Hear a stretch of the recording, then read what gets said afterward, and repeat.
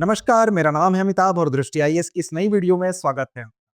आज हम बात करेंगे बीमा सखी योजना के बारे में, जिसकी शुरुआत हुई है 9 दिसंबर 2024 को हरियाणा के पानीपत से। इसी दिन 9 दिसंबर के दिन पीएम मोदी के द्वारा इस योजना की शुरुआत की गई और साथ ही साथ ये दिन खास इसलिए भी बताया गया क्योंकि 9 दिसंबर ही वो तारीख है जिस दिन संविधान सभा की पहली बैठक हुई थी। साथ ही साथ संविधान निर्माण की 75वीं वर्षगांठ भी देश मना रहा है, तो इस वजह से पीएम मोदी ने इस 9 दिसंबर अर्थात 9 तिथि को भी विशेष बताया। साथ ही साथ 9 अंक की महत्ता के शास्त्रीय महत्व पर भी उन्होंने प्रकाश डाला और कहा कि शास्त्रीय महत्व भी इस तारीख का है क्योंकि माँ दुर्गा के 9 रूप होते हैं, नवधा भक्ति होती है और साथ-साथ नारी शक्ति और सम्मान के लिए इस दिन का चुनाव अपने आप में महत्वपूर्ण है। तो इसी दिन शुरुआत होती है एक नई योजना की, जिसके माध्यम से ये कोशिश की गई है कि जो महिलाएं हैं, विशेष रूप से जो ग्रामीण महिलाएं हैं, उनकी आय को प्रतिवर्ष लगभग 1.75 लाख रुपए तक बढ़ाकर 2047 तक जो एक संकल्प है विकसित भारत का, उसको पूरा करने की दिशा में एक और कदम के रूप में इस योजना को देखा जा रहा है। तो आज के इस वीडियो के माध्यम से हम समझेंगे कि वास्तव में इस योजना में क्या खास बात है, साथ ही साथ नारी शक्ति को कैसे यह आत्मनिर्भर बनाने की दिशा में एक कदम माना जा रहा है। तो चलिए वीडियो की शुरुआत करते हैं बीमा सखी योजना के अंतर्गत। इससे पहले कि वीडियो की शुरुआत करें, आपके लिए सूचना है कि अब यूपीएससी का हब मुखर्जी नगर नहीं नोएडा होगा, क्योंकि अब दृष्टि आईएएस मुखर्जी नगर की क्लासेस नोएडा शिफ्ट हो चुकी हैं। तो यूपीएससी की तैयारी के लिए मुखर्जी नगर नहीं नोएडा चले। साथ ही साथ नए बैच की अगर बात करें तो हिंदी माध्यम का जो बैच है वहां एडमिशन प्रारंभ हो चुका है। इंग्लिश मीडियम का जो बैच है 12 दिसंबर से शाम 6 बजे से प्रारंभ होना है। पता नोट कर ले, 171/2 ब्लॉक ए सेक्टर 15 नोएडा। साथ ही साथ 9311406440 पर कॉल करके आप विस्तार से जानकारी हासिल कर सकते हैं। प्रयागराज में यूपीएससी जीएस फाउंडेशन बैच की बात करें तो 2 जनवरी 2025 से हिंदी माध्यम का बैच शाम 6 बजे, इंग्लिश मीडियम का बैच 5:30 बजे से प्रारंभ हो रहा है। वहीं पर लखनऊ में नए फाउंडेशन बैच की जो प्रारंभ होने की तिथि है वो है 23 दिसंबर। उसमें हिंदी माध्यम का जो बैच है वो सुबह 11:30 बजे से इसकी शुरुआत हो रही है। तो सबसे पहले चर्चा के बिंदुओं की बात करते हैं। चर्चा के बिंदु के अंतर्गत हमने खबर की बात की, चर्चा में क्यों है? दरअसल 9 दिसंबर को ही पीएम सखी योजना की शुरुआत हुई, इसी वजह से इसकी चर्चा हो रही है और विकसित भारत के संकल्प की दिशा में इसको एक कदम के रूप में देखा जा रहा है, विशेषकर जो ग्रामीण महिलाएं हैं उनको सशक्त बनाने की तरफ। अब क्या है बीमा सखी योजना, क्यों इसको इस प्रकार इसके विशेष महत्व को दर्शाया जा रहा है? तो देखिए, पानीपत से इसकी शुरुआत हुई है, हरियाणा से हुई है और हरियाणा से ही बेटी बचाओ बेटी पढ़ाओ जो योजना थी उसकी भी शुरुआत हुई थी। तो इस जगह की भी महत्ता की तरफ पीएम मोदी का ध्यान आकर्षित कराया गया। विशेष रूप से हरियाणा की भी बात की गई। आपको पता है कि हरियाणा से गीता के उपदेश का भी संबंध है, तो उस तरफ भी उनका ध्यान आकर्षित कराया गया। साथ ही साथ हम समझेंगे भारतीय जीवन बीमा निगम, जिसकी इस योजना का पूरा जो नाम है वो नाम ही है, उसमें पहले एलआईसी लगा हुआ है, तो हम एलआईसी के बारे में भी समझेंगे। अंत में एक अभ्यास प्रश्न की तरफ चलेंगे जिसकी जिम्मेदारी हम आप पर छोड़ेंगे।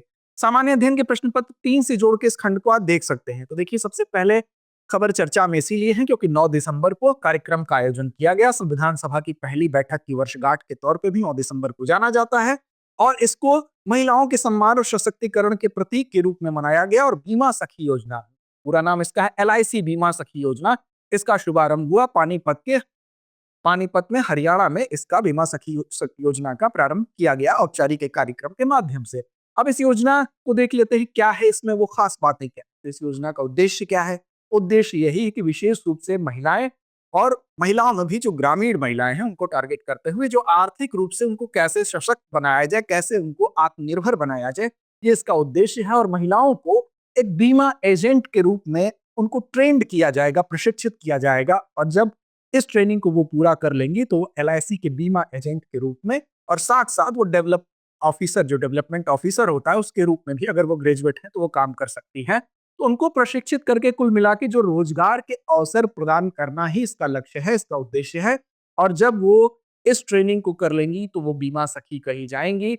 योग्यता की अगर बात कर ले तो केवल महिलाएं ही इस श्रेणी में आवेदन कर सकती हैं। इस योजना का लाभ पाने के लिए महिलाओं का ही आवेदन हो सकता है। साथ ही साथ शैक्षणिक योग्यता क्या होनी चाहिए, तो 10वीं पास अर्थात हाई स्कूल पास जो महिलाएं हैं वो इसके लिए आवेदन कर सकती हैं। और आयु सीमा की आप बात कर ले तो 18 वर्ष की हो जाने के बाद से लेकर 70 वर्ष की आयु सीमा इसमें रखी गई है। तो 18 से 70 वर्ष के बीच की जो महिलाएं हैं वो इसके लिए आवेदन की पात्र होंगी और 2 लाख महिलाओं को ऐसा इसमें टारगेट किया गया कि 2 लाख महिलाओं को रोजगार के अवसर उपलब्ध कराए जाएंगे। ये लक्ष्य निर्धारित किया गया। अब इसमें प्रशिक्षण की प्रक्रिया होगी, ट्रेनिंग की प्रक्रिया होगी, 3 वर्ष तक ट्रेनिंग दी जाएगी।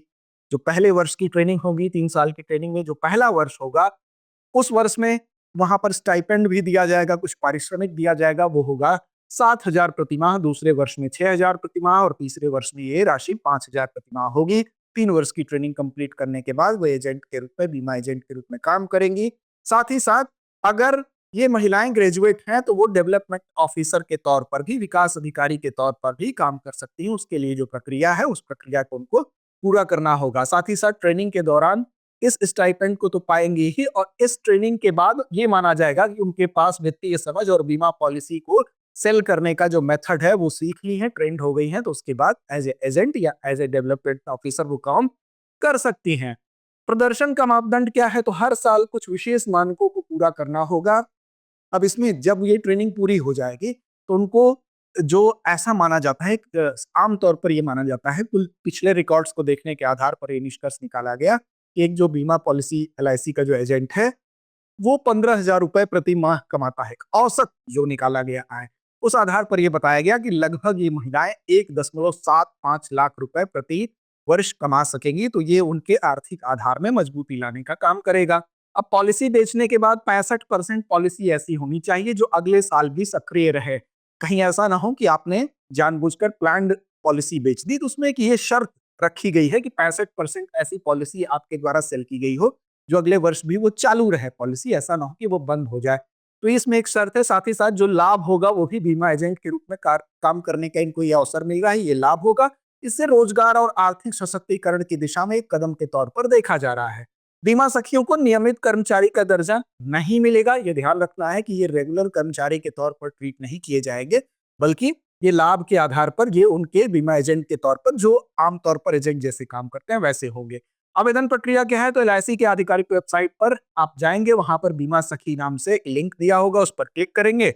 उस पर अपनी जो भी व्यक्तिगत जानकारी मांगी जाएगी उस जानकारी को दर्ज करना होगा। उसके बाद यहाँ पर उसमें आपकी जन्म तिथि, ईमेल आईडी, पता जैसे डिटेल्स भरने होंगे और आप इसमें आवेदन कर सकते हैं।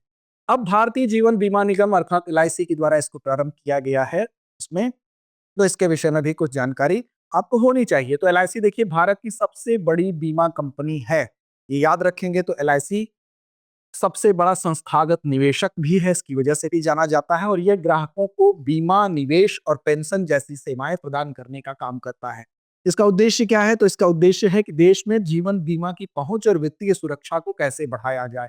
अब देखिए भारतीय सार्वजनिक क्षेत्र की ये बीमा कंपनी है, तो ये आपको याद रखना है कि ये सार्वजनिक क्षेत्र की बीमा कंपनी है, भारतीय जीवन बीमा निगम। और इसका मुख्यालय कहां पर है? तो मुख्यालय इसका मुंबई में है, और इसका सफर भी 1818 से लेकर 1956 तक चला। उसकी एक श्रृंखला है, उसको भी हम आपके सामने बताएंगे। और 1956 में जब जो बीमा कंपनियां, उनका राष्ट्रीयकरण कर दिया गया, तो यहाँ पर 1956 में हम कह सकते हैं कि इसकी स्थापना हुई। मुंबई भारत में इसका मुख्यालय है, और भारतीय जो जीवन बीमा अधिनियम 1956 है उसके तहत इसका राष्ट्रीयकरण हुआ। जब राष्ट्रीयकरण हुआ तो उस समय 245 भारतीय और विदेशी जो बीमा कंपनियां थी उनका विलय कर दिया गया और इसकी स्थापना की गई। प्रारंभिक पूंजी इसकी 5 करोड़ रुपए थी, भारत सरकार का उसमें योगदान था, तो ये बात आप याद रखेंगे। क्षेत्रीय कार्यालय की बात करें तो कुल 8 स्थान पर इसके क्षेत्रीय कार्यालय भी हैं, जिसमें कि दिल्ली, चेन्नई, मुंबई, हैदराबाद, कानपुर, कोलकाता, भोपाल, पटना में इसके क्षेत्रीय कार्यालय स्थित है। अब 1818 से 1956 तक का जो सफर है उस पर एक नजर डालते हैं।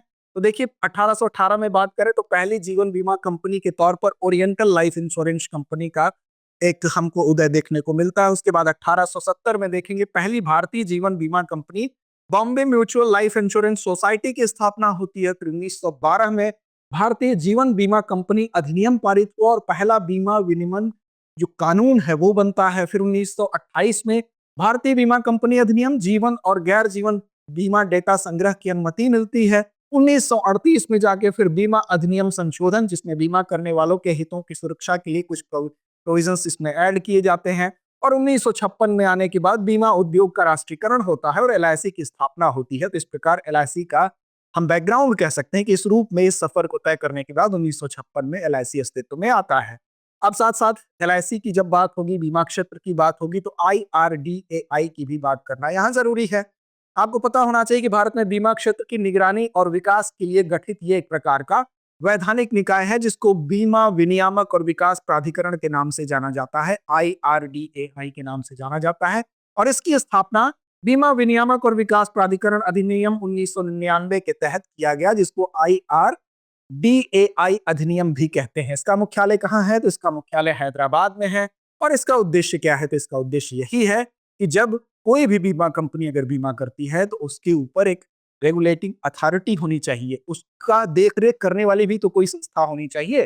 तो बेसिकली जो पॉलिसी धारक है उसके हितों की सुरक्षा के लिए इसकी स्थापना की गई और बीमा उद्योग का निष्पक्ष विनियमन करने के लिए की गई, जिससे कि कंपनी को, जो भी बीमा कंपनी है वो नियमों का पालन कर रही है कि नहीं, इसकी देखरेख करने के लिए, साथ ही साथ वित्तीय स्थिति की निगरानी करना कि वित्तीय स्थितियां नियम से के तहत हो रही हैं कि नहीं। साथ ही साथ दिशा निर्देश और नियम बनाने का काम भी इसके द्वारा किया जाता है। उद्योग में स्पष्ट और पारदर्शी संचालन इस प्रकार कैसे सुनिश्चित किया जा सके, ये प्रयास इसके द्वारा होता है। और कंपनियों और एजेंटों के लिए एक आचार संहिता का निर्धारण करना भी इसका काम होता है। मुख्य कार्य क्या है? तो लाइसेंस जारी करने का काम जो भी बीमा कंपनी होगी उसके एजेंटों को लाइसेंस जारी करने का काम IRDAI के द्वारा किया जाता है। साथ ही साथ बीमा प्रीमियम जो भी होता है उसका विनियमन करना, अर्थात वो नियम के तहत है कि नहीं, उसमें दरें क्या होंगी, इस दर को तय करने की बात ये करेगा। कोई अगर डिस्प्यूट होता है, विवाद होता है, तो ऐसी दशा में विवाद का समाधान कैसे होगा? तो IRDAI विवाद समाधान का काम भी करता है, विवादों को हल करने का काम करता है। और बीमा के क्षेत्र में कैसे जागरूकता लाई जाए इस दिशा में, क्या वो अगले कदम हो सकते हैं, कैसे लाभों के प्रति लोगों को जागरूक किया जाए, ये सारी बातें इसके द्वारा तय की जाती हैं। तो ये आज के इस वीडियो के सभी पक्ष थे। इसको समझने के बाद हम अभ्यास प्रश्न की तरफ चलेंगे, लेकिन उससे पहले आपको बता दें कि दृष्टि IAS की तरफ से आपकी परीक्षा की राह को आसान बनाने के लिए लेकर आए हैं हम संभव 2025। 2 दिसंबर 2024 से इसका प्रारंभ हो चुका है। इसमें आपको मिलेंगे 10 दैनिक प्रीलिम्स अभ्यास प्रश्न विगत वर्ष के प्रश्नों के गहन विश्लेषण पर आधारित, 2 दैनिक मेंस अभ्यास प्रश्न, विस्तृत विवरण और वास्तविक समय रैंकिंग भी होगी। सामान्य अध्ययन और समसामयिक विषयों का संपूर्ण कवरेज होगा और सभी उम्मीदवारों के लिए ओपन एक्सेस मौजूद है। तो इस कंटेंट का आप लाभ उठाएं और अपनी परीक्षा की धार को और बेहतर बनाते हुए सफलता की राह को आसान बनाएं। अंत में अभ्यास प्रश्न की तरफ चलते हैं। आज का अभ्यास प्रश्न, इसकी जिम्मेदारी छोड़ते हैं हम आपके ऊपर कि कमेंट बॉक्स में इसका सही जवाब आप जरूर दें। प्रश्न है कि LIC बीमा सखी योजना के अंतर्गत आवेदन करने के लिए आयु सीमा क्या है? 18 से 70 वर्ष, 15 से 50 वर्ष, 21 से 60 वर्ष या कोई आयु सीमा निर्धारित नहीं है। तो उम्मीद ही नहीं विश्वास है कि आप इसका सही सटीक जवाब जरूर देंगे। लड़ते रहें अपने लक्ष्य की ओर, बढ़ते रहें। डियर व्यूअर्स, अपने एग्जाम की तैयारी को और बेहतर करने के लिए हमारे चैनल को लाइक, शेयर और सब्सक्राइब करना न भूलें।